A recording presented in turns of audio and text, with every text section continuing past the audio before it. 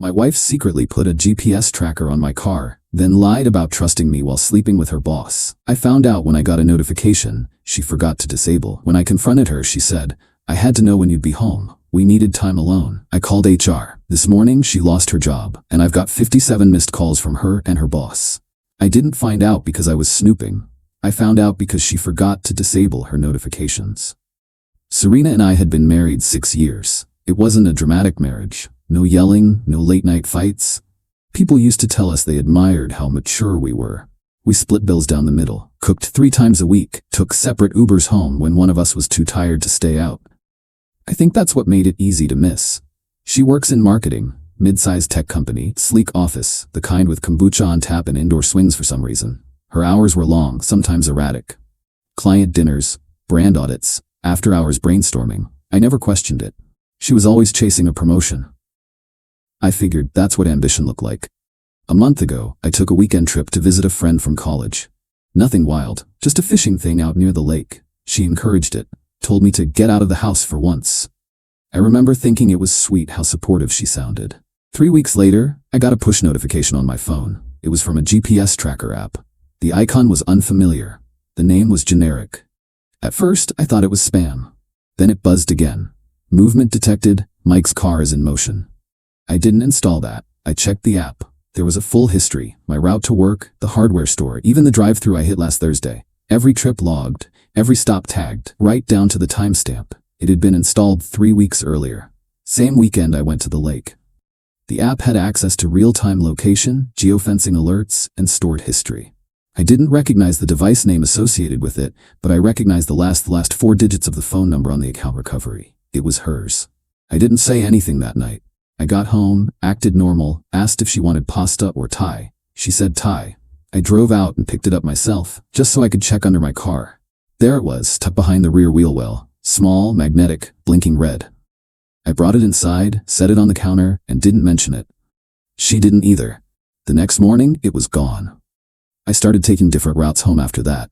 Nothing wild, just added 10 minutes here and there. Stopped by a coffee shop I don't even like. Took a side road instead of the highway. Just enough to see if she noticed. She did. First week, she asked if traffic was bad. Second week, she asked if I'd gotten into some new routine I hadn't told her about. Third week, she stopped asking. I started noticing things too. The music was always off when I walked in, completely silent. She used to blast playlists while working from home, full volume stuff, old indie bands and playlists with names like grind mode activated. But now it was quiet, always. Her hair was damp more often than not, like she had just showered before I arrived. There were 2 water glasses in the sink, even though she always drinks from the same chipped ceramic mug she's had since college. And the last 3 times I walked in early, by 5, sometimes 4:30, the guest bathroom window was cracked open. We live in a cul-de-sac. That window doesn't face anything. I didn't want to be paranoid. I wanted to be wrong. So I made a change. Told her I had a late meeting downtown on a Tuesday. Said I might just work from the coffee shop near the train station afterward to avoid rush hour. She nodded, didn't look up from her phone. At 5:12 p.m., I walked through the front door. She didn't hear me at first. The air in the house was thick, like deodorant, something else. Something sharp and sweet I didn't recognize. Not hers. Not mine. I called her name. She answered from the bedroom, voice too casual. I walked in. She was dressed, sitting on the edge of the bed, brushing her hair. Her laptop was open but sleeping. The window was cracked, and on the chair across the room, my chair, was a men's blazer. Too broad in the shoulders to be mine. She looked at me, then at the jacket. Said nothing. I didn't yell, I just asked the question. "Why'd you put a tracker on my car?" She blinked, like she wasn't expecting that to be the first thing I said. Then, like she was answering a customer service question she'd been trained for, she said, "I had to know when you'd be home. We needed time alone." That was it. No panic, no tears. Just a line like it was the most reasonable explanation in the world. She looked at me like I should understand. Like I should feel sorry for interrupting. I didn't say anything else that night. She followed me around the house a bit, tried to ask if I was okay, like I was the one who needed to calm down. I told her I was tired, took a shower, slept in the guest room. She didn't knock. The next day she left early. Claimed she had a morning huddle at the office. I waited until she pulled out of the driveway, then walked back to our bedroom and opened her tablet. She always left it unlocked, said typing passwords stressed her out. Took me 30 seconds to find what I needed. There were emails, meeting calendar entries that didn't match what she told me, hotel confirmations in the city, always in the middle of the workday. One of them had his initials VH in the guest notes field. Her boss's name is Vince. I found a voice note too, accidentally saved in her sync drive. I don't think she meant to keep it. It was short, just her voice laughing, saying, "You better get dressed before my husband comes home. I moved his tracker, but I can't stall forever." That was all I needed. I didn't confront her. I didn't text Vince. I didn't make a scene. I submitted a file to her company's HR portal, not through some back channel, not anonymously. I used the public-facing reporting system. Most mid-sized companies have one.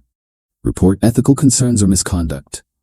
I didn't say I was her husband. I said I was a concerned third party, that I had documented evidence of a direct supervisor engaging in a personal relationship with a subordinate on company time in company booked accommodations.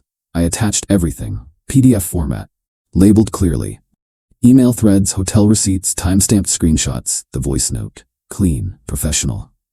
At the end, I included a short message. "You pride yourselves on being an inclusive and ethical workplace. I'm sure you'll know what to do with this." Then I signed it with a fake name. They replied within 36 hours. "Thank you for submitting. The information has been escalated for internal investigation." That was on a Thursday.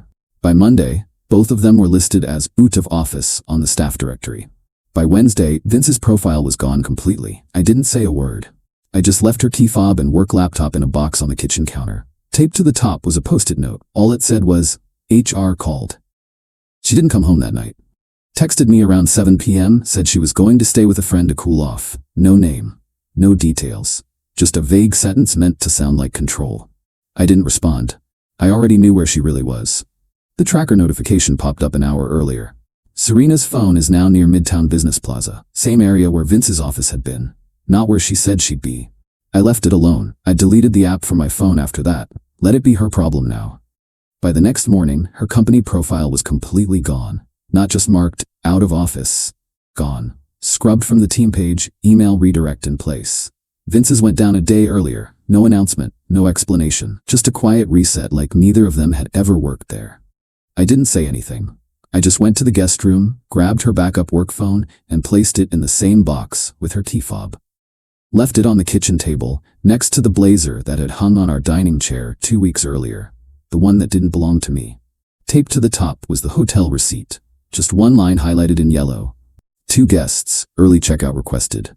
That afternoon, her sister called. Asked if I knew where Serena was. Said she hadn't answered texts in 2 days, and that their parents were starting to worry.